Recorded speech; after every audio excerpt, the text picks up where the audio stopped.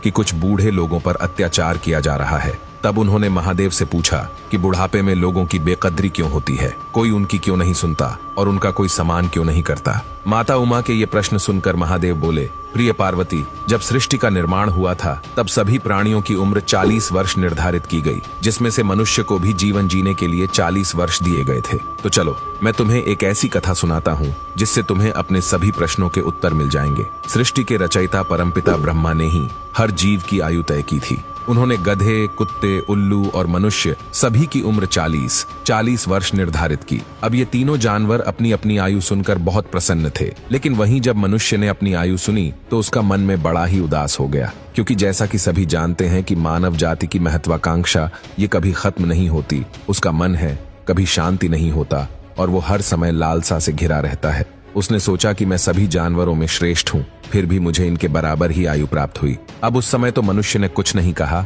और वो सभी वहां से चले गए। फिर कुछ समय बाद गधा भगवान ब्रह्मा के पास पहुंचा और कहने लगा, है प्रभु, आपने मुझे इतनी ज्यादा उम्र क्यों दी? मैं 40 वर्षों तक मनुष्य का बोझ उठाता रहूंगा। मुझे 40 वर्ष तक नहीं जीना, इसीलिए कृपा कर आप मेरी उम्र कम कर दें और केवल मुझे 20 वर्ष की आयु प्रदान करें।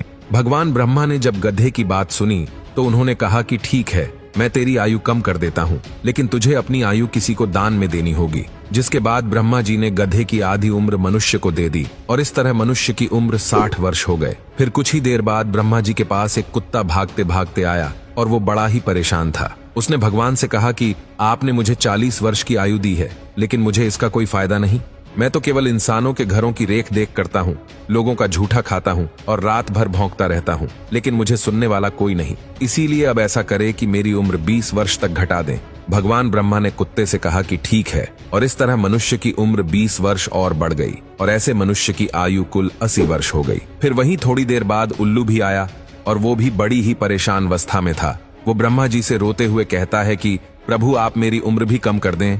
मैं रात भर सबकी रखवाली करता हूँ, पूरी रात जगता हूँ, लेकिन मेरा हाल चाल पूछने वाला कोई नहीं। इसीलिए मैं 40 वर्षों तक जिंदा नहीं रहना चाहता और आप मेरी उम्र आधी कर दें। भगवान ब्रह्मा उल्लू की सारी बातें सुनकर उसकी उम्र भी कम करने के लिए तैयार हो जाते हैं, जिसके बाद उल्लू की उम्र भी केवल 20 वर्ष रह जाती है और उसकी आयु के 20 साल भी भगवान मनुष्य को दे देते हैं। और दोस्तों, इस तरह मनुष्य की आयु 100 वर्ष हो जाती है, यानी कि मनुष्य की उम्र के केवल 40 वर्ष ही इंसान के होते हैं, लेकिन फिर वो 60 सालों तक गधे की उम्र जीता है। 40 से 60 के बीच वो गधे की तरह अपने परिवार का बोझ उठाता है, अपने बच्चों की जिम्मेदारी उठाता है और उन्हें पाल पोस कर बड़ा करता है। फिर मनुष्य 60 से 80 वर्ष का जीवन एक कुत्ते की तरह व्यतीत करता है। इस उम्र में उसे घर के एक कोने में चारपाई दे दी जाती है जहां वो पड़ा रहता है और उसी जगह पर उस व्यक्ति को खाना, पानी आदि दे दिया जाता है। अगर कोई घर में मिलने आता है तो वो अपने घर वालों को आवाज देता है कि देखो, कोई आया है। फिर भी उसकी आवाज सुनकर सभी अनसुना कर देते हैं। इसके बाद